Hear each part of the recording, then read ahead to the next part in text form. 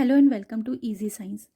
आज हम पढ़ेंगे स्टैंडर्ड यूनिट्स ऑफ मेजरमेंट। ठीक है, मेजरमेंट मतलब किसी भी चीज़ को नापना। तो शुरू करते हैं। सबसे पहले शुरू करते हैं एंशिएंट टाइम में, यानी कि बहुत पुराने समय में क्या क्या चीज़ें यूज़ होती थी मेजरमेंट के लिए।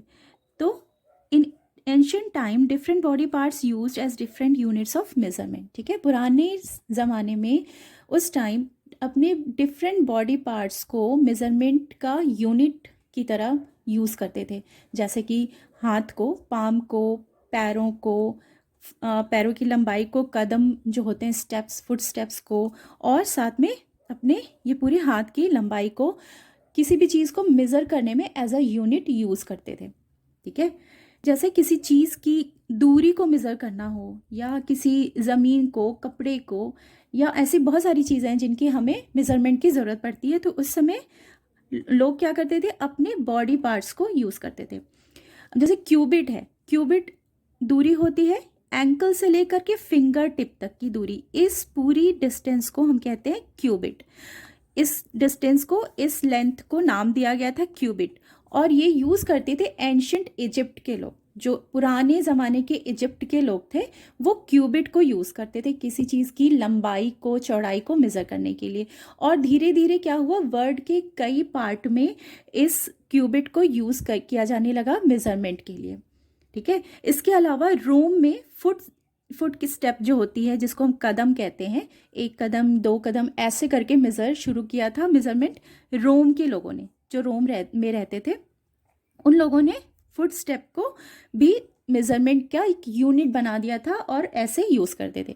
इसके अलावा यार्ड एक ऐसा यूनिट था जो चिन से लेके, फेस का जो हमारा चिन होता है वहाँ से लेके अगर हम हाथ को फैलाते हैं तो फिंगर टिप तक की दूरी, इस दूरी को, इस डिस्टेंस को एक यूनिट बना दिया गया था जिसे नाम दिया गया था यार्ड।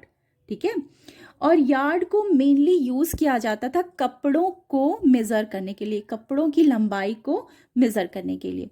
तो इस तरीके से अलग अलग बॉडी पार्ट को अलग अलग, कुछ तो अलग अलग जगहों पे स्पेसिफिकली यूज़ होते थे, और कुछ काफ़ी ऐसे थे जो पूरे वर्ल्ड में यूज़ किया जाता था मेज़रमेंट के लिए। अब आ जाते हैं एंशियंट इंडिया में। एंशियंट इंडिया, जब हमारे भारत में पुराने ज़माने में छोटी छोटी चीज़ों को मेज़र करने के लिए मुट्ठी का यूज़ करते थे। आज भी यूज़ होता है इन चीज़ों को, और इन बॉडी पार्ट को हम ऐसे भी यूज़ करते हैं आज भी। तो पहले क्या होता था, मुट्ठी को यूज़ करते थे, और अंगुल को, यानी कि एक फिंगर की जो थिकनेस है, कितना वो चौड़ा है, इसको भी यूज़ करते थे। किसके लिए? छोटी छोटी चीज़ों को मेज़र करने के लिए। और मुट्ठी को भी यूज़ करते थे। जैसे काफ़ी सारी चीज़ें से अनाज है, आप चावल, दाल, आटा, इस तरह की जो खुली हुई चीज़ें होती हैं उनको उंगली से मेज़र करना इम्पॉसिबल है ना, तो उसके लिए मुट्ठी को यूज़ करते थे। आज भी यूज़ करते हैं ना कुकिंग में, एक मुट्ठी राइस ले लिया, एक मुट्ठी दाल ले लिया, है ना, क्योंकि वो कन्वीनियंट है, वो हम आराम से कर सकते हैं, उसके लिए टेप या स्केल की ज़रूरत नहीं होती है। बट क्या हुआ कि धीरे धीरे इससे डिफरेंसेस आने लगी, कन्फ्यूज़न होने लगी, क्योंकि कुछ लोगों के हाथ लंबे होते हैं, किसी की उंगली मोटी है, किसी की मुट्ठी बड़ी है, किसी के पैर बड़े हैं। तो इस तरीके से क्या हुआ, मेज़रमेंट में बहुत ज़्यादा कन्फ्यूज़न होने लगी।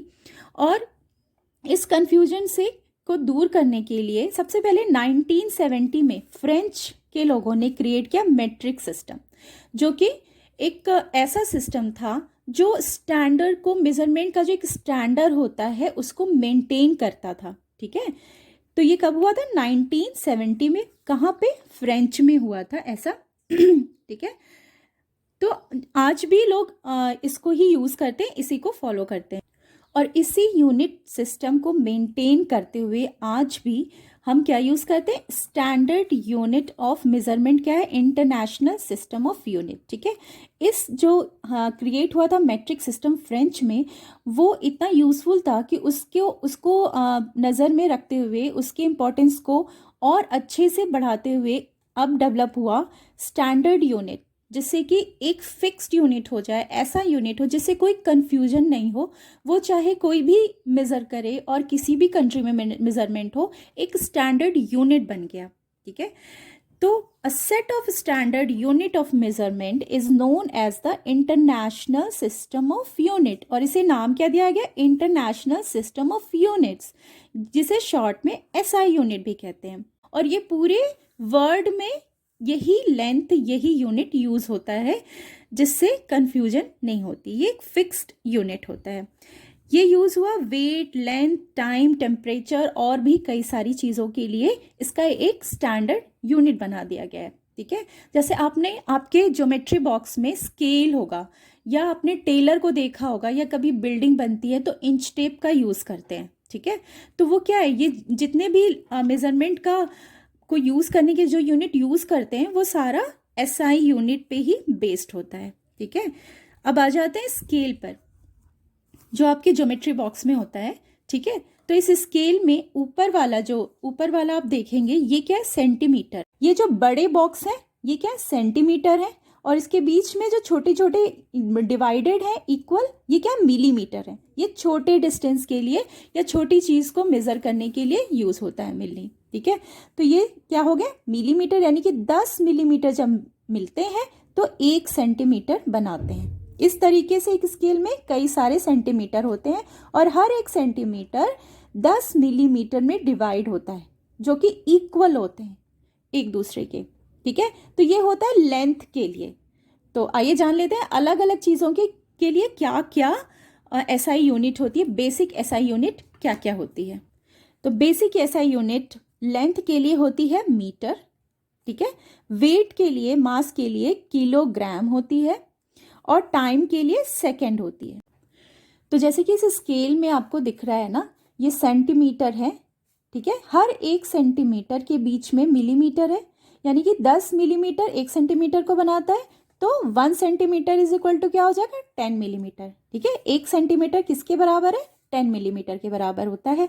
ठीक है, वैसे ही जब 100 सेंटीमीटर मिलते हैं, ऐसे करके ये एक साथ एक स्केल में 15 सेंटीमीटर होते हैं। ऐसे ही अगर 100 सेंटीमीटर होंगे तो वो क्या बनाएंगे, 1 मीटर बनाएंगे। ठीक है, ये होता है लेंथ के लिए। और उसी तरीके से 1000 मीटर जब मिलते हैं तो 1 किलोमीटर बनाते हैं।